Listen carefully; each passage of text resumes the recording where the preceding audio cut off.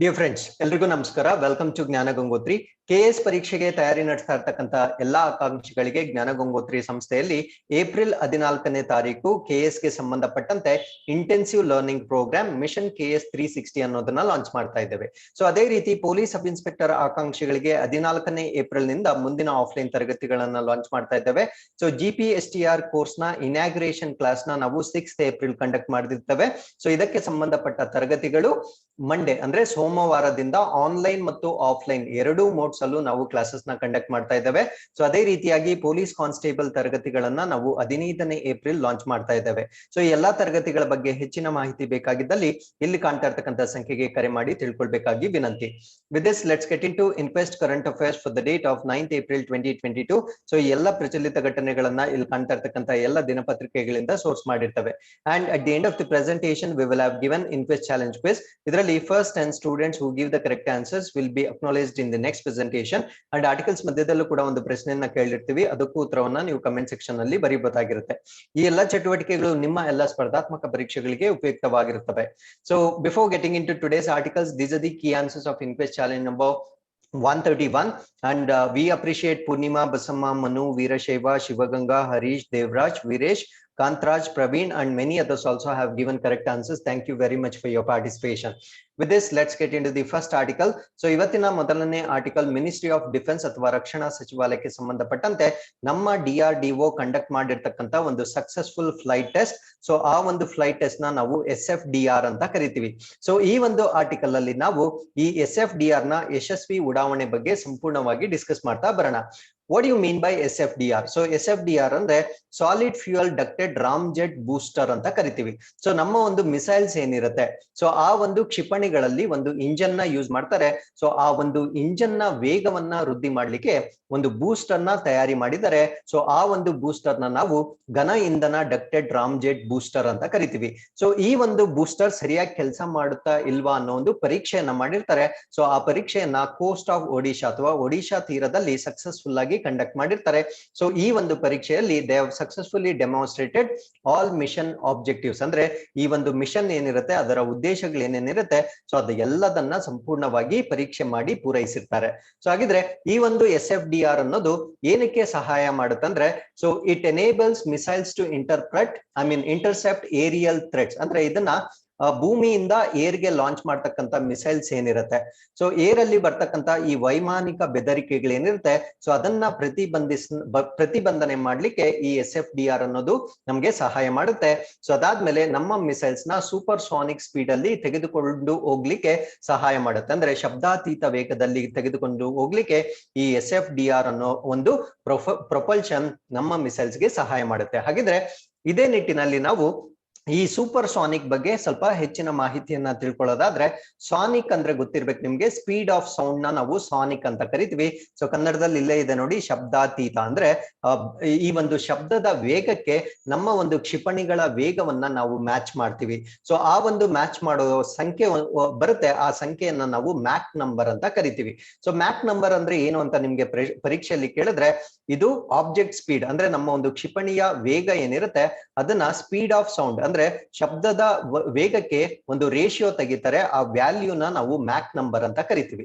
So ಈ ಒಂದು ಮ್ಯಾಕ್ number ನ ಪ್ರಕಾರ ಸೊ ಆ ಒಂದು ಸ್ಪೀಡ್ ನ ನಾವು 4 ಕ್ಯಾಟಗರೀಸ್ ಆಗಿ ಡಿವೈಡ್ ಮಾಡ್ತೀವಿ. ಸೊ ಒಂದನ್ನ ನಾವು ಸಬ್ ಸಾನಿಕ್ ಅಂತ ಕರಿತೀವಿ, ಇನ್ನೊಂದನ್ನ ಟ್ರಾನ್ಸಾನಿಕ್ ಅಂತ ಕರಿತೀವಿ, ಮೂರನೇದನ್ನ ಸೂಪರ್ ಸಾನಿಕ್ ಅಂತ ಕರಿತೀವಿ, ನಾಲ್ಕನೇದನ್ನ ಹೈಪರ್ ಸಾನಿಕ್ ಅಂತ ಕರಿತೀವಿ. ಸಬ್ ಸಾನಿಕ್ ಅಂದ್ರೆ ಏನು, ಮ್ಯಾಕ್ ನಂಬರ್ 1ಕ್ಕಿಂತ ಕಡಿಮೆ ಇರುತ್ತೆ, ಅಂದ್ರೆ ಅದು ಶಬ್ದದ ವೇಗಕ್ಕಿಂತ ಕಡಿಮೆ ಹೋಗ್ತಕ್ಕಂಥ ಮಿಸೈಲ್ಸ್ ಆಗಿರುತ್ತೆ. ಟ್ರಾನ್ಸಾನಿಕ್ ಅಂದ್ರೆ ಏನು, Mach number is exactly equal to 1. So ಈ ಟ್ರಾನ್ಸಾನಿಕ್ ಮಿಸೈಲ್ ಶಬ್ದದ ವೇಗದ ಈಕ್ವಲ್ ಸ್ಪೀಡ್ ಗೆ ಟ್ರಾವೆಲ್ ಮಾಡ್ತಕ್ಕಂಥ ಮಿಸೈಲ್ಸ್ ಆಗಿರುತ್ತೆ. ಸೂಪರ್ ಸಾನಿಕ್ ಅಂದ್ರೆ Mach number is greater than 1, ಅಂದ್ರೆ ಶಬ್ದದ ವೇಗಕ್ಕಿಂತ ಜಾಸ್ತಿ ಅದು ಟ್ರಾವೆಲ್ ಮಾಡುತ್ತೆ. ಹೈಪರ್ ಸಾನಿಕ್ ಅಂದ್ರೆ Mach number is greater than 1, ಅಂದ್ರೆ ಶಬ್ದದ ವೇಗಕ್ಕಿಂತ 5 ಪಟ್ಟಿಗಿಂತ ಜಾಸ್ತಿ ಟ್ರಾವೆಲ್ ಮಾಡುತ್ತೆ, ಅದನ್ನ ಹೈಪರ್ ಸಾನಿಕ್ ಅಂತ ಕರಿತೀವಿ. ಸೊ ಇವಾಗ ನಾವು SFDR ಪ್ರೊಪಲ್ಷನ್ ನಾವೇನ್ ಡಿಸ್ಕಸ್ ಮಾಡಿದ್ದೀವಿ, ಸೊ ಇದು ನಮ್ಮ ಮಿಸೈಲ್ ಗಳನ್ನ ಸೂಪರ್ ಸಾನಿಕ್ ವೇಗದಲ್ಲಿ ಅಂದ್ರೆ ಶಬ್ದದ ವೇಗಕ್ಕಿಂತ ಜಾಸ್ತಿ ವೇಗದಲ್ಲಿ ನಲ್ಲಿ ತೆಗೆದುಕೊಂಡು ಹೋಗ್ತಕ್ಕಂತ ಒಂದು ಸಾಮರ್ಥ್ಯವನ್ನ ಹೊಂದಿರುತ್ತೆ. ಸೊ ಇಷ್ಟು ಮಾಹಿತಿ ನಮ್ಗೆ ಮ್ಯಾಕ್ ನಂಬರ್ ಮತ್ತೆ SFDR ಬಗ್ಗೆ ತಿಳ್ಕೊಂಡಿರ್ಬೇಕಾಗಿರುತ್ತೆ. ಹಾಗಿದ್ರೆ ಈ ಒಂದು SFDR ನ ಡೆವಲಪ್ ಮಾಡಿದ್ಯಾರು ಅಂದ್ರೆ of course it is DRDO which is there in Hyderabad ನಲ್ಲಿರ್ತಕ್ಕಂಥ ನಮ್ಮ DRDO ಸಂಸ್ಥೆ. ಸೊ ಇದಕ್ಕೆ ಸಹಯೋಗ ನೀಡಿರ್ತಕ್ಕಂಥ ಬೇರೆ ಲ್ಯಾಬೊರೇಟರೀಸ್ ಯಾವ್ದು ಅಂದ್ರೆ DRDO laboratory such as research centre Imarat. So ಇದು ಕೂಡ ಹೈದರಾಬಾದ್ ನಲ್ಲಿರ್ತಕ್ಕಂಥ ಒಂದು ರಿಸರ್ಚ್ ಸೆಂಟರ್ ನಮ್ಗೆ ಸಪೋರ್ಟ್ ಮಾಡಿರುತ್ತೆ. ಅದಾದ್ಮೇಲೆ high energy materials research laboratory Pune. So ಪುಣೆಯಲ್ಲಿರ್ತಕ್ಕಂಥ high energy materials research laboratory ಕೂಡ ಸೊ ಈ ಒಂದು SFDR ನ ಅಭಿವೃದ್ಧಿ ಪಡಿಸಲಿಕ್ಕೆ ಸಹಾಯ ಮಾಡಿರುತ್ತೆ. So with this we have come to the second article. This is with respect to ministry of civil aviation ಅಥವಾ ನಾಗರಿಕ ವಿಮಾನ ಸಚಿವಾಲಯಕ್ಕೆ ಸಂಬಂಧಪಟ್ಟಂತೆ ಒಂದು ಸ್ಕೀಮ್ ನ ನಾವು ಡಿಸ್ಕಸ್ ಮಾಡ್ತಾ ಇದ್ದೀವಿ. ಸೊ ಇದನ್ನ ನಾವು ಅವಸರ್ ಸ್ಕೀಮ್ ಅಥವಾ ಅವಸರ ಯೋಜನೆ ಅಂತ ಕರಿತೀವಿ. ಸೊ ಏನಿದು ಅವಸರ ಯೋಜನೆ ಅಂತ ಬ್ರೀಫ್ ಆಗಿ ಹೇಳೋದಾದ್ರೆ, ಸೊ ನಮ್ಮ ಒಂದು ಏರ್ಪೋರ್ಟ್ಸ್ ಏನಿರುತ್ತೆ, ಸೊ ಆ ಒಂದು ಏರ್ಪೋರ್ಟ್ಸ್ ಅಲ್ಲಿ ಒಂದು ಸ್ಥಳಾವಕಾಶವನ್ನ ಮಾಡ್ಕೊಳ್ಳಲಾಗುತ್ತೆ. ಸ್ಥಳಾವಕಾಶ ಏನಕ್ಕೆ ಮಾಡ್ಕೊಳ್ಳಲಾಗುತ್ತೆ ಅಂದ್ರೆ ಒಂದು ಕರಕುಶಲ ವಸ್ತುಗಳೇನಿರುತ್ತೆ ಅದನ್ನ ಮಾರಾಟ ಮಾಡ್ಲಿಕ್ಕೆ ಒಂದು ಸ್ಥಳಾವಕಾಶವನ್ನ ಮಾಡ್ಕೊಳ್ಳಲಾಗಿರುತ್ತೆ. ಸೊ ಇದನ್ನ ನಾವು ಅವಸರ್ ಅಂತ ಕರಿತೀವಿ. ಸೊ ಯಾರಿಗೆ ಈ ಒಂದು ಸ್ಕೀಮ್ ಅನ್ವಯ ಆಗುತ್ತೆ ಅನ್ನೋದ್ರ ಬಗ್ಗೆ ಕಂಪ್ಲೀಟ್ ಆಗಿ ನಾವು ಡಿಸ್ಕಸ್ ಮಾಡ್ತಾ ಬರೋಣ. So this is to encourage talent of women artisans and craftsmen. ಅಂದ್ರೆ ಮಹಿಳೆಯರು, ಕರಕುಶಲ ಕರ್ಮಿಗಳು ಮತ್ತು ಈ ಆರ್ಟಿಕ್ ಫ್ಯಾಕ್ಟ್ಸ್ ನ ಮಾಡ್ತಕ್ಕಂಥವ್ರನ್ನ ಒಂದು ಪ್ರತಿಭೆಯನ್ನ ಪ್ರೋತ್ಸಾಹ ಮಾಡ್ಲಿಕ್ಕೆ ಮಾಡಿರ್ತಕ್ಕಂಥ ಒಂದು ಸ್ಕೀಮ್ ಆಗಿರುತ್ತೆ. ಸೊ ಯಾವ್ಯಾವ ಏರ್ಪೋರ್ಟ್ ಅಥಾರಿಟಿ ಆಫ್ ಇಂಡಿಯಾ ಅಡಿಯಲ್ಲಿ ಬರುತ್ತೆ, ಸೊ ಆ ಒಂದು ಎಲ್ಲಾ ವಿಮಾನ ನಿಲ್ದಾಣಗಳಲ್ಲಿ ಅಂದ್ರೆ ಭಾರತೀಯ ವಿಮಾನ ನಿಲ್ದಾಣ ಪ್ರಾಧಿಕಾರ ಮಾಡಿರ್ತಕ್ಕಂಥ ವತಿಯಿಂದ ಇಂಪ್ಲಿಮೆಂಟ್ ಆಗ್ತಕ್ಕಂಥ ಒಂದು ಸ್ಕೀಮ್ ಇದಾಗಿರುತ್ತೆ. So they have taken an initiative to allocate space to self help groups at its airport selling or showcasing the self made products. ಅಂದ್ರೆ ಸ್ವನಿರ್ಮಿತ ಉತ್ಪನ್ನಗಳೇನಿರುತ್ತೆ, ಸೊ ಈ ಗುಡಿ ಕೈಗಾರಿಕೆಗಳು ಅಂತ ನಾವೇನ್ ಕರಿತೀವಿ, ಸೊ ಆ ರೀತಿಯ ಗುಡಿ ಕೈಗಾರಿಕೆಗಳಲ್ಲಿ ಉತ್ಪಾದನೆ ಮಾಡಿರ್ತಕ್ಕಂಥ ವಸ್ತುಗಳನ್ನ ಮಾರಾಟ ಮಾಡಲು ಮತ್ತು ಪ್ರದರ್ಶನ ಮಾಡಲು ಸೆಲ್ಫ್ ಹೆಲ್ಪ್ ಗ್ರೂಪ್ಸ್ ಅಂದ್ರೆ ಸ್ವ ಸಹಾಯ ಗುಂಪುಗಳಿಗೆ ಜಾಗವನ್ನ ನಿಯೋಜನೆ ಮಾಡಲಾಗಿರುತ್ತೆ. ಸೊ ಈ ಒಂದು ಕಾರ್ಯಕ್ರಮವನ್ನ ನಾವು ಅವಸರ್ ಸ್ಕೀಮ್ ಅಂತ ಕರಿತೀವಿ.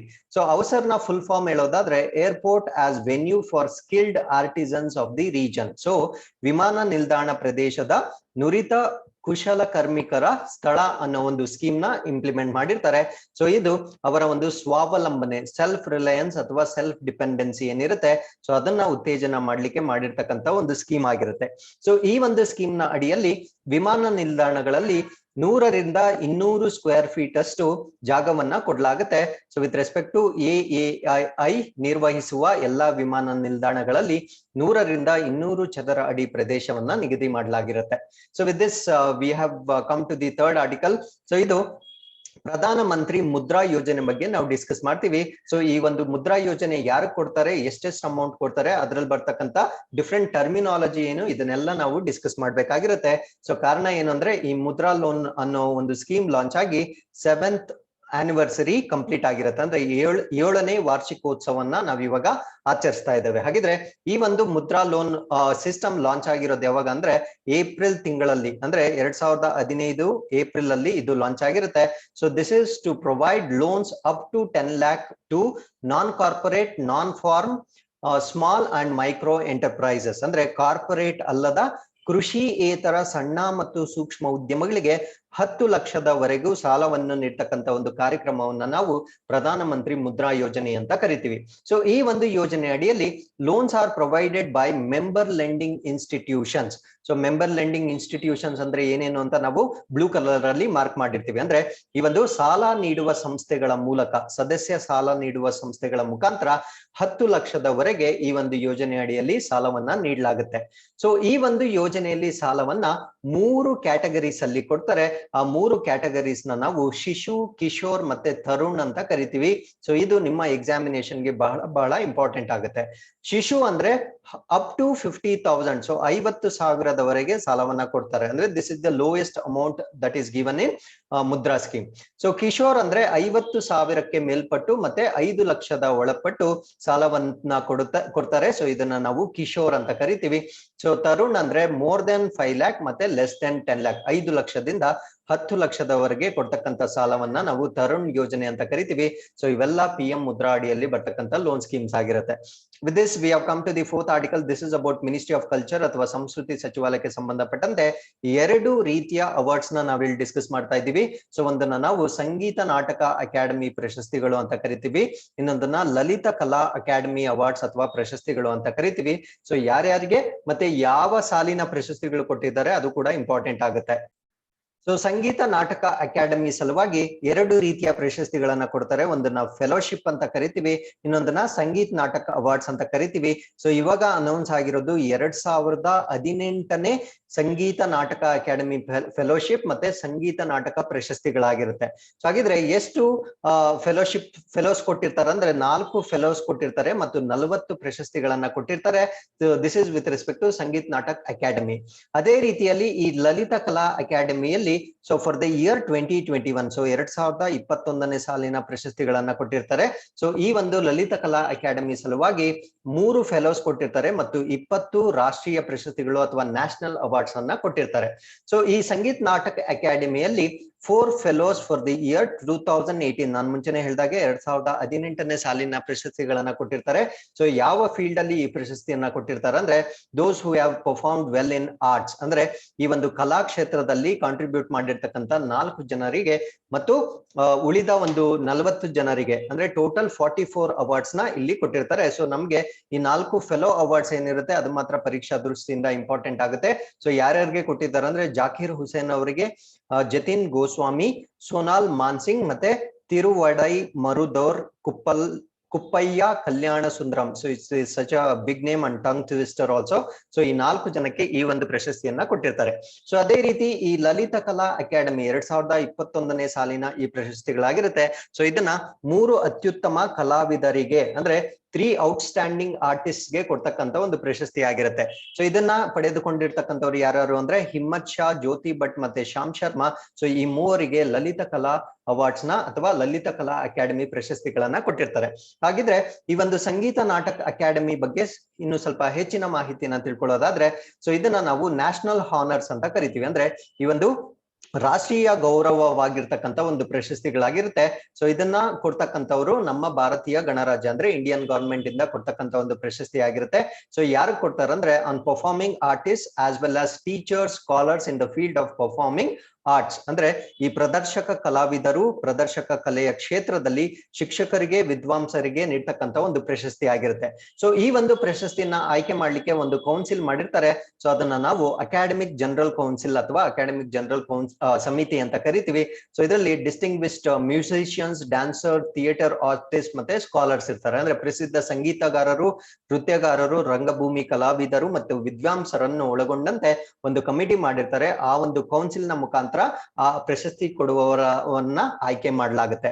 ಸೊ ಅದಾದ್ಮೇಲೆ ಇದಕ್ಕೆ ಬೇಕಾಗಿರ್ತಕ್ಕಂಥ ನಾಮಿನೀಸ್ ನ ಭಾರತ ಸರ್ಕಾರ, ರಾಜ್ಯ ಸರ್ಕಾರ ಮತ್ತು ಯೂನಿಯನ್ ಟೆರಿಟರೀಸ್ ಮತ್ತೆ ಕೇಂದ್ರಾಡಳಿತ ಪ್ರದೇಶಗಳು ನಾಮಿನೀಸ್ ನ ಕಳಿಸ್ತಕ್ಕಂಥ ಒಂದು ಆಪರ್ಚುನಿಟಿ ಅಥವಾ ಒಂದು ಅವಕಾಶವನ್ನ ಕೊಟ್ಟಿರ್ತಾರೆ. So with this we have come to the 5th article.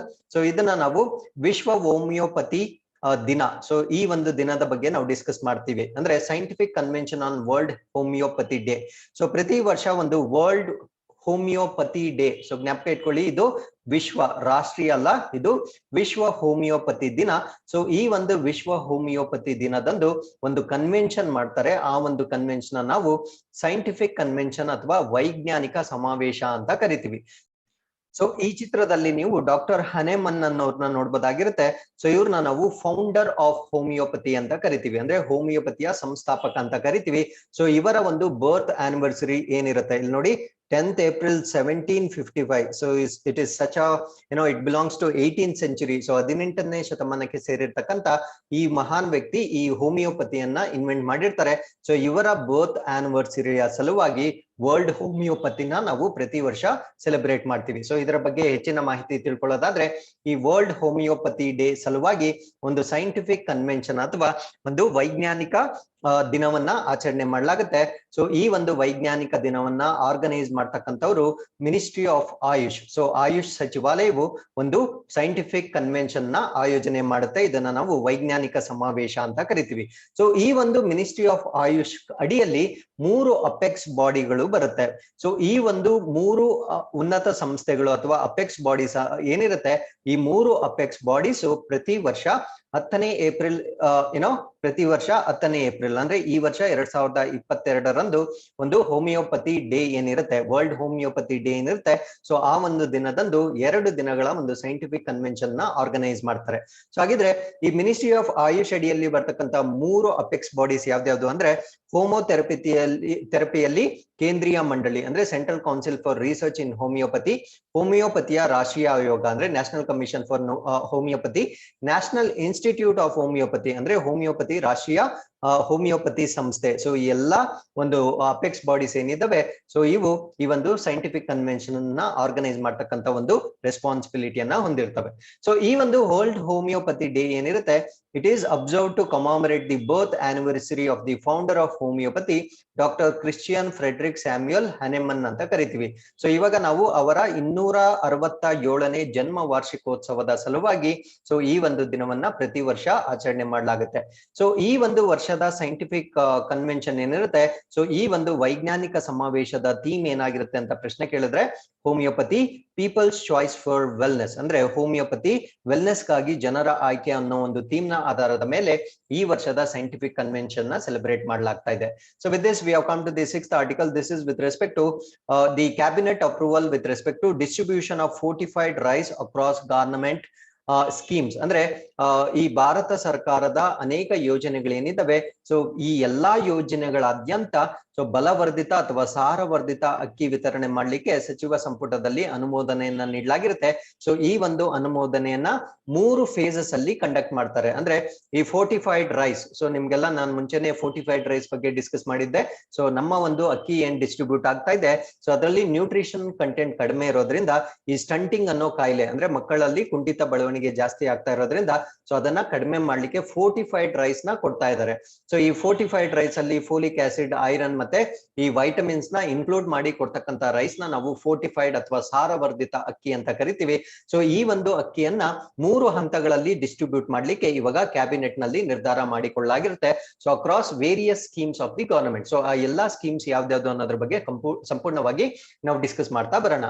So cabinet committee on economic affairs ಅಥವಾ ಆರ್ಥಿಕ ವ್ಯವಹಾರಗಳ ಕ್ಯಾಬಿನೆಟ್ ಸಮಿತಿ ಏನಿರುತ್ತೆ, ಸೊ ಇದು it has given its approval for supply of fortified rice throughout the targeted distribution system under 3 components. ಅಂದ್ರೆ ಈ ಒಂದು ಸಾರವರ್ಧಿತ ಅಕ್ಕಿಯನ್ನ ಪೂರೈಸಲು ತನ್ನ ಅನುಮೋದನೆಯನ್ನ ನೀಡಿರುತ್ತೆ. ಸೊ ಯಾವ್ದಾದ್ರ ಮುಖಾಂತರ ಈ ಸಾರವರ್ಧಿತ ಅಕ್ಕಿಯನ್ನ ವಿತರಣೆ ಮಾಡಲಾಗುತ್ತೆ ಅಂದ್ರೆ according to national food security act ಅಂದ್ರೆ ರಾಷ್ಟ್ರೀಯ ಆಹಾರ ಭದ್ರತೆ ಕಾಯ್ದೆ.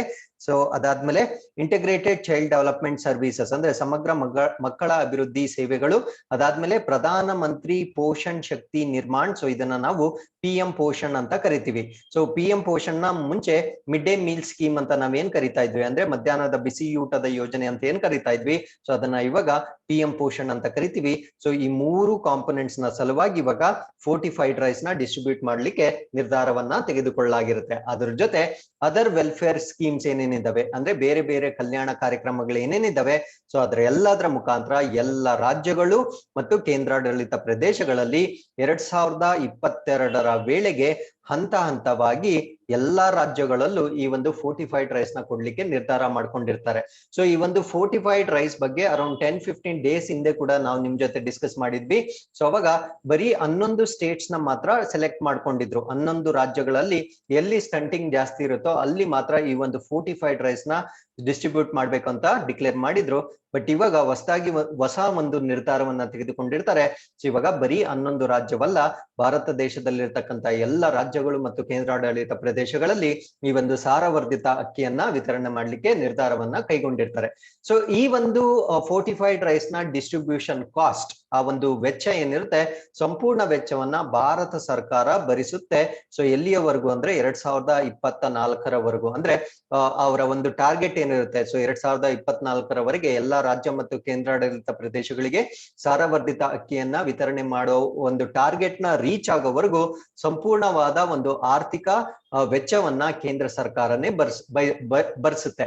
ಸೊ ಇದನ್ನ ನಾನು ಮುಂಚೆನೆ ಹೇಳ್ದಾಗೆ 3 ಹಂತಗಳಲ್ಲಿ ಇಂಪ್ಲಿಮೆಂಟ್ ಮಾಡ್ಲಾಗ್ತಾ ಇದೆ. ಸೊ ಫೇಸ್ 1, ಫೇಸ್ 2, ಫೇಸ್ 3 ಅಂತ ಕರಿತೀವಿ. ಸೊ ಫೇಸ್ 1 ನಲ್ಲಿ covering all ICDS and PM Poshan. So ಭಾರತದಲ್ಲಿರ್ತಕ್ಕಂಥ ಎಲ್ಲಾ ICDS ಮತ್ತೆ PM ಪೋಷಣ್. ICDS ಅಂದ್ರೆ ಏನು, PM ಪೋಷಣ್ ಅಂದ್ರೆ ಏನು, ಸೊ ಎಲ್ಲಾನು ನಾನು ಫಸ್ಟ್ ಸ್ಲೈಡ್ ಅಲ್ಲೇ ಡಿಸ್ಕಸ್ ಮಾಡಿದ್ದೀನಿ. ಸೊ ದಯವಿಟ್ಟು ನೀವಲ್ಲಿ ರೆಫರ್ ಮಾಡ್ಕೊಳ್ಬಹುದು. ಸೊ ಅದಾದ್ಮೇಲೆ ಫೇಸ್ 2 ಅಲ್ಲಿ ಫೇಸ್ 1 ನಲ್ಲಿ ಇನ್ಕ್ಲೂಡ್ ಆಗಿರ್ತಕ್ಕಂಥ ಎಲ್ಲಾ ಕಾಂಪೊನೆಂಟ್ಸ್ ಮತ್ತೆ ಇಲ್ಲಿ ರಿಪೀಟ್ ಮಾಡ್ಲಾಗುತ್ತೆ. ಸೊ ಅದರ ಜೊತೆ TPDS ಮತ್ತೆ OWS ಎಲ್ಲಾ ಮಹತ್ವಾಕಾಂಕ್ಷೆಯ ಅಥವಾ ಆಸ್ಪಿರೇಷನಲ್ ಡಿಸ್ಟ್ರಿಕ್ಟ್ಸ್ ಅಂತ ಕರಿತೀವಿ. ಸೊ ಆಸ್ಪಿರೇಷನಲ್ ಡಿಸ್ಟ್ರಿಕ್ಟ್ಸ್ ಅಂದ್ರೆ ಜ್ಞಾಪಕ ಇಟ್ಕೊಳ್ಳಿ, ಆಸ್ಪಿರೇಷನಲ್ ಡಿಸ್ಟ್ರಿಕ್ಟ್ಸ್ ಅಂದ್ರೆ ಅವು ಸ್ವಲ್ಪ ಹಿಂದುಳಿದ ಜಿಲ್ಲೆಗಳಾಗಿರುತ್ತವೆ. ಸೊ ಎಲ್ಲಾ ಆಸ್ಪಿರೇಷನಲ್ ಡಿಸ್ಟ್ರಿಕ್ಟ್ಸ್ ಮತ್ತೆ ಯಾವ ಒಂದು ಜಿಲ್ಲೆಗಳಲ್ಲಿ ಈ ಸ್ಟಂಟಿಂಗ್ ಅಥವಾ ಕುಂಠಿತ ಬೆಳವಣಿಗೆ ಜಾಸ್ತಿ ಇರುತ್ತೋ ಸೊ ಅಲ್ಲಿ 2ನೇ ಹಂತದಲ್ಲಿ ಈ ಸಾರವರ್ಧಿತ ಅಕ್ಕಿಯನ್ನ 2023 ಮಾರ್ಚ್ ನ ವೇಳೆಗೆ ಈ ಒಂದು ಟಾರ್ಗೆಟ್ ನ ರೀಚ್ ಮಾಡ್ಲಿಕ್ಕೆ ಒಂದು ಟಾರ್ಗೆಟ್ ಡೇಟ್ ನ ಇಟ್ಕೊಂಡಿರ್ತಾರೆ. ಸೊ ಇದ್ರಲ್ಲಿ ಬರ್ತಕ್ಕಂಥ ಒಟ್ಟು ಜಿಲ್ಲೆಗಳಂದ್ರೆ 291 ಜಿಲ್ಲೆಗಳಲ್ಲಿ ಸೊ ಫೇಸ್ 2 ಅಲ್ಲಿ ಸಾರವರ್ಧಿತ ಅಕ್ಕಿಯನ್ನ ಡಿಸ್ಟ್ರಿಬ್ಯೂಟ್ ಮಾಡ್ತಾರೆ. ಸೊ ಫೇಸ್ 3 ಅಲ್ಲಿ ಮತ್ತೆ ಫೇಸ್ 2 ಅಲ್ಲಿ ಬರ್ತಕ್ಕಂಥ ಎಲ್ಲಾ ಕಾಂಪೊನೆಂಟ್ಸ್ ಮತ್ತೆ ರಿಪೀಟ್ ಮಾಡ್ಲಾಗುತ್ತೆ. ಸೊ ಅದ್ರ ಜೊತೆ covering the remaining districts of the country by March 2024 ಅಂದ್ರೆ ಇವಾಗ ಆಸ್ಪಿರೇಷನಲ್ ಡಿಸ್ಟ್ರಿಕ್ಟ್ಸ್ ಜೊತೆಗೆ ಮಿಕ್ಕಿದ ಎಲ್ಲಾ ಜಿಲ್ಲೆಗಳು ಏನೇನಿರುತ್ತೆ ಸೊ ಆ ಎಲ್ಲಾ ಜಿಲ್ಲೆಗಳಲ್ಲಿ ಮಾರ್ಚ್ 2024ರ ಒಳಗೆ ಈ ಒಂದು ಸಾರವರ್ಧಿತ ಅಕ್ಕಿಯನ್ನ ಡಿಸ್ಟ್ರಿಬ್ಯೂಟ್ ಮಾಡ್ತಕ್ಕಂಥ ಒಂದು ಟಾರ್ಗೆಟ್ ಅನ್ನ ಇಟ್ಕೊಂಡಿರ್ತಾರೆ. So with this we have come to the 7th article. So ಈ ಒಂದು ಆರ್ಟಿಕಲ್ ನಿಮ್ಗೆ ಎಸ್ಸೆ ರೈಟಿಂಗ್ ಗೆ ಬಹಳ ಇಂಪಾರ್ಟೆಂಟ್ ಆಗಿರ್ತಕ್ಕಂಥ ಆರ್ಟಿಕಲ್ ಆಗಿರುತ್ತೆ. ಸಪೋಸ್ ನಿಮ್ಗೆ ಏನಾದ್ರೂ ಮೈಗ್ರೇಷನ್ ಇಶ್ಯೂಸ್ ಬಗ್ಗೆ ಏನಾದ್ರೂ ಪ್ರಶ್ನೆ ಕೇಳಿದ್ರೆ, ಅಂದ್ರೆ ಈ ಜನರು ಒಂದು ಪ್ರದೇಶದಿಂದ ಇನ್ನೊಂದು ಪ್ರದೇಶಕ್ಕೆ ಗೂಳೆ ಹೋಗ್ತಾ ಇರ್ತಾರಲ್ವಾ, ಸೊ ಅದನ್ನ ತಡಿಲಿಕ್ಕೆ ಭಾರತ ಸರ್ಕಾರ ಮಾಡಿರ್ತಕ್ಕಂಥ ಸ್ಕೀಮ್ಸ್ ಅಥವಾ ಮೈಗ್ರೇಷನ್ ನ ಬಗ್ಗೆ ನಿಮ್ಗೆ ಏನಾದ್ರೂ ಪ್ರಬಂಧ ಬಂದಾಗ ಸೊ ಈ ವೇ ಫಾರ್ವರ್ಡ್ ಏನಿರುತ್ತೆ, ಸೊ ಈ ಒಂದು ಮೈಗ್ರೇಷನ್ ನ ಚೆಕ್ ಮಾಡ್ಲಿಕ್ಕೆ ಭಾರತ ಸರ್ಕಾರ ಏನೇನ್ ಸ್ಕೀಮ್ಸ್ ನ ತೆಗೆದುಕೊಂಡಿದೆ ಆ ಎಲ್ಲಾ ಮಾಹಿತಿಯನ್ನ ಈ ಒಂದು ಆರ್ಟಿಕಲ್ ಅಲ್ಲಿ ನಾವು ಸಂಪೂರ್ಣವಾಗಿ ನಿಮ್ಗೆ ಕೊಟ್ಟಿರ್ತೇವೆ. So this is as I told you before very important article for your essay writing. So even otherwise so ಈ ಎಲ್ಲಾ ಸ್ಕೀಮ್ಸ್ ಬಗ್ಗೆ ನಿಮ್ಗೆ ಯಾವ ಸ್ಕೀಮ್ ಬಗ್ಗೆ ಬೇಕಾದ್ರೂ ಪರೀಕ್ಷೆಯಲ್ಲಿ ಪ್ರಶ್ನೆ ಕೇಳಬಹುದಾಗಿರುತ್ತೆ. ಸೊ ಈ ವಲಸೆಯನ್ನ ಪರಿಶೀಲಿಸಲು ಕೊಟ್ಟಿರ್ತಕ್ಕಂಥ ಉದ್ಯೋಗ ಅವಕಾಶಗಳು, ಸೊ ಇವೆಲ್ಲವೂ ಕಾರ್ಮಿಕ ಮತ್ತು ಉದ್ಯೋಗ ಸಚಿವಾಲಯ ಮಿನಿಸ್ಟ್ರಿ ಆಫ್ ಲೇಬರ್ ಮತ್ತೆ ಎಂಪ್ಲಾಯ್ಮೆಂಟ್ ಅಡಿಯಲ್ಲಿ ಬರ್ತಕ್ಕಂಥ ಅನೇಕ ಸ್ಕೀಮ್ಸ್ ಬಗ್ಗೆ ನಾವು ಡಿಸ್ಕಸ್ ಮಾಡ್ತಾ ಬರೋಣ. ಸೊ ಮಲ್ಟಿ ಪ್ರಾಂಗ್ ಸ್ಟ್ರಾಟಜೀಸ್ ನ ಮಾಡ್ತಾ ಇದ್ದಾರೆ. ಮಲ್ಟಿ ಪ್ರಾಂಗ್ ಅಂದ್ರೆ ಏನು, ಬಹುಮುಖಿ ಕಾರ್ಯಕ್ರಮಗಳು. ಅಂದ್ರೆ ಬರೀ ಒಂದು ಸ್ಕೀಮ್ ಇಂದ ಈ ಮೈಗ್ರೇಷನ್ ನಾವು ಚೆಕ್ ಮಾಡೋದಕ್ಕಾಗೋದಿಲ್ಲ. ಸೊ ಅದರಿಂದ ಬಹುಮುಖಿ ಕಾರ್ಯಕ್ರಮಗಳನ್ನ ಭಾರತ ಸರ್ಕಾರ ಕೈಗೊಳ್ತಾ ಇದೆ. ಸೊ ಇದರಲ್ಲಿರ್ತಕ್ಕಂಥ ಎಲ್ಲಾ ಸ್ಕೀಮ್ಸ್ ಬಗ್ಗೆ ಕೂಡ ನಾವು ಪ್ರೀವಿಯಸ್ ಆರ್ಟಿಕಲ್ಸ್ ಅಲ್ಲಿ ಸಂಪೂರ್ಣವಾಗಿ ಡಿಸ್ಕಸ್ ಮಾಡಿರ್ತೇವೆ. ಸೊ ಈ ಒಂದು ಆರ್ಟಿಕಲ್ ಅಲ್ಲಿ ನಾವು ಯಾವ ಸ್ಕೀಮ್ಸ್ ಬಗ್ಗೆ ನೀವು ಎಸ್ಸೆಲ್ ಬರಿಬೇಕು ಅನ್ನೋದನ್ನ ಮೆನ್ಷನ್ ಮಾಡಿರ್ತೇವೆ. ಸೊ ಈ ಒಂದು ಸ್ಕೀಮ್ಸ್ ಬಗ್ಗೆ ಹೆಚ್ಚಿನ ಮಾಹಿತಿ ಬೇಕಾಗಿದ್ದಲ್ಲಿ ಈ ಕಳೆದ ತಿಂಗಳ ಒಂದು PDF ಏನಿರುತ್ತೆ ಅಥವಾ ಮಂತ್ಲಿ ಕಂಪೈಲೇಷನ್ ಏನಿರುತ್ತೆ, ಸೊ ಕನ್ನಡ ಮತ್ತು ಇಂಗ್ಲಿಷ್ ಸೊ ಎರಡರ PDF JG's online classes application ಮತ್ತೆ ನಮ್ಮ ಒಂದು ಟೆಲಿಗ್ರಾಮ್ ಗ್ರೂಪ್ ಅಲ್ಲಿ ಅಪ್ಲೋಡ್ ಮಾಡಿರ್ತೇವೆ. ಸೊ ಅದನ್ನ ರೆಫರ್ ಮಾಡಿದ್ರೆ ಈ ಎಲ್ಲಾ ಸ್ಕೀಮ್ಸ್ ಬಗ್ಗೆ ಸಂಪೂರ್ಣ ಮಾಹಿತಿ ನಿಮಗೆ ಸಿಗುತ್ತೆ. ಸೊ ಒಂದು ಮನ್ರೇಗಾ ಸ್ಕೀಮ್ ನ ಇಂಪ್ಲಿಮೆಂಟ್ ಮಾಡಿರ್ತಾರೆ, ಇದರಿಂದ ಕೂಡ ಮೈಗ್ರೇಷನ್ ಚೆಕ್ ಆಗುತ್ತೆ. Deen Dayal Antyodaya Yojana, national rural livelihood mission, Pradhan Mantri Gram Sadak Yojana, Shyam Prasad Mukherji rurban mission, national career service. So ಈ ಎಲ್ಲಾ ಯೋಜನೆಗಳನ್ನ ಇಂಪ್ಲಿಮೆಂಟ್ ಮಾಡಿರ್ತಾರೆ.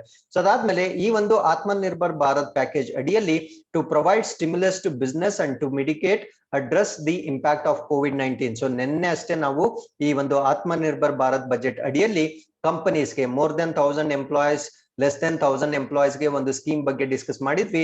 ಸೊ ಅದು ಕೂಡ ಮೈಗ್ರೇಷನ್ ಮತ್ತೆ ಲಾಸ್ ಆಫ್ ಎಂಪ್ಲಾಯ್ಮೆಂಟ್ ನ ಚೆಕ್ ಮಾಡ್ಲಿಕ್ಕೆ ಮಾಡಿರ್ತಕ್ಕಂಥ ಒಂದು ಸ್ಕೀಮ್ ಆಗಿರುತ್ತೆ. ಸೊ ನಿನ್ನೆ ವಿಡಿಯೋನ ರೆಫರ್ ಮಾಡಿದ್ರೆ ಸೊ ಇದರಲ್ಲಿ ಸರ್ಕಾರ ಎಷ್ಟು ಅಮೌಂಟ್ ಆಫ್ ಮನಿನ ಅದು ಆಡ್ ಆನ್ ಅಮೌಂಟ್ ಆಫ್ ಮನಿನ ಕೊಡ್ತಾರೆ ಅನ್ನೋದನ್ನ ನೀವು ಚೆಕ್ ಮಾಡ್ಕೊಳ್ಬಹುದಾಗಿರುತ್ತೆ. ಸೊ ಅದಾದ್ಮೇಲೆ PM ಸನ್ನಿಧಿ ಅನ್ನೋ ಒಂದು ಸ್ಕೀಮ್ ನ ಕೂಡ ನಾವು ಡಿಸ್ಕಸ್ ಮಾಡಿದ್ವಿ. ಸೊ ಇದ್ರಲ್ಲಿ ಏನ್ ಮಾಡ್ತಾರೆ ಅಂದ್ರೆ working capital loan to street vendors vending in urban areas, ಅಂದ್ರೆ ಬೀದಿ ಬದಿ ವ್ಯಾಪಾರಿಗಳಿಗೆ ಮತ್ತು ನಗರ ಪ್ರದೇಶದಲ್ಲಿ ಗಳಲ್ಲಿ ಮಾರಾಟ ಮಾಡುವವರಿಗೆ ಕೊಲ್ಯಾಟ್ರಲ್ ಫ್ರೀ ಅಂದ್ರೆ ಯಾವುದೇ ರೀತಿಯ ಒಂದು ಗ್ಯಾರಂಟಿ ಇಲ್ಲದೆ ಒಂದು ಹಣಕಾಸಿನ ಸಾಲವನ್ನ ಕೊಡ್ತಾರೆ. ಅದನ್ನ ನಾವು PM ಸನ್ನಿಧಿ ಸ್ಕೀಮ್ ಅಂತ ಕರಿತೀವಿ. ಇದು ಕೂಡ ಮೈಗ್ರೇಷನ್ ನ ಚೆಕ್ ಮಾಡ್ಲಿಕ್ಕೆ ಮಾಡಿರ್ತಕ್ಕಂಥ ಒಂದು ಯೋಜನೆ ಆಗಿರುತ್ತೆ. ಸೊ ಪ್ರಧಾನ ಮಂತ್ರಿ ಮುದ್ರಾ ಯೋಜನೆ, ಸೊ ಇವತ್ತಾನೆ ಮುದ್ರಾ ಯೋಜನೆಯನ್ನ ನಾವು ಇವತ್ತಾನೆ ಡಿಸ್ಕಸ್ ಮಾಡಿದ್ವಿ. ಸೊ ಇಲ್ಲಿ 50,000 ಇಂದ 10 lakh rupees ವರೆಗೂ ಸೂಕ್ಷ್ಮ ಮತ್ತು ಸಣ್ಣ ವ್ಯಾಪಾರಿಗಳಿಗೆ ಒಂದು ಹಣಕಾಸಿನ ಲೋನ್ ಅನ್ನು ಕೊಡ್ತಕ್ಕಂತ ಒಂದು ವ್ಯವಸ್ಥೆ ಆಗಿರುತ್ತೆ. ಸೊ ಅದಾದ್ಮೇಲೆ PM ಗತಿಶಕ್ತಿ. ಸೊ PM ಗತಿಶಕ್ತಿಯಲ್ಲಿ ಪ್ರಮುಖವಾಗಿ 7 ಇಂಜಿನ್ಸ್ ಅಂತ ಕರಿತೀವಿ. ಸೊ 7 ಇಂಜಿನ್ಸ್ ನ ಒಂದು ಇಂಟಿಗ್ರೇಟ್ ಮಾಡಿರ್ತಾರೆ. ಆ 7 ಇಂಜಿನ್ಸ್ ಯಾವ್ದಾವ್ದು ಅಂದ್ರೆ road, railways, airports, ports, mass transport, water ways, logistic infrastructure. So ಇದೆಲ್ಲದನ್ನ ಅಭಿವೃದ್ಧಿ ಮಾಡ್ತಾರೆ. So under PM GatiShakti. So ಯಾವಾಗ ರಸ್ತೆಗಳು, ರೈಲುಗಳು, ವಿಮಾನ ನಿಲ್ದಾಣ, ಬಂದರು, ಈ ಸಾರಿಗೆ ವ್ಯವಸ್ಥೆ, ಜಲಮಾರ್ಗಗಳು, ಲಾಜಿಸ್ಟಿಕ್ಸ್ ಎಲ್ಲ ಅಭಿವೃದ್ಧಿ ಆಗುತ್ತೆ. ಸೊ ಅವಾಗ ಆಟೋಮ್ಯಾಟಿಕಲಿ ಮೈಗ್ರೇಷನ್ ಅಥವಾ ವಲಸೆ ಅನ್ನೋದು ಕಡಿಮೆ ಆಗುತ್ತೆ. ಸೊ ಯಾವ್ದ್ರಿಂದ ಅಂದ್ರೆ ನಮ್ಮ ಒಂದು ಟ್ರಾನ್ಸ್ಪೋರ್ಟೇಷನ್ ವೃದ್ಧಿ ಆಗೋದ್ರಿಂದ. ಸೊ ಅದ್ರ ಜೊತೆಗೆ prime minister's employment generation programme. So ಇದನ್ನು ಕೂಡ ಲಾಸ್ಟ್ ವೀಕ್ ಅಲ್ಲಿ ನಾವು ಡಿಸ್ಕಸ್ ಮಾಡಿದ್ವಿ. Make in India, startup India, digital India, smart city mission, Atal mission for rejuvenation and urban transformation, housing for all, infrastructure development and industrial corridors for generating employment. So ಎಲ್ಲ scheme, so compulsory ನೀವು migration ಬಗ್ಗೆ essay ಕೇಳಿದಾಗ so ಎಲ್ಲ schemes ನ ನೀವು explain ಮಾಡಬಹುದಾಗಿರುತ್ತೆ. So with this we have come to today's inquest question.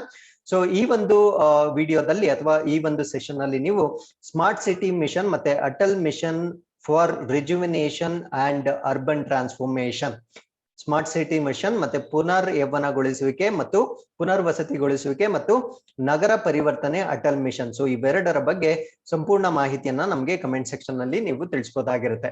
So with this we have come to the 8th article. So HAL bags national water award. So ರಾಷ್ಟ್ರೀಯ ಜಲ ಪ್ರಶಸ್ತಿ ಅಂತ ಕರಿತೀವಿ. ಸೊ ಈ ರಾಷ್ಟ್ರೀಯ ಜಲ ಪ್ರಶಸ್ತಿಯನ್ನ ಮಿನಿಸ್ಟ್ರಿ ಆಫ್ ಜಲಶಕ್ತಿ ವತಿಯಿಂದ ಕೊಡ್ತಕ್ಕಂತ ಒಂದು ಪ್ರಶಸ್ತಿ ಆಗಿರುತ್ತೆ.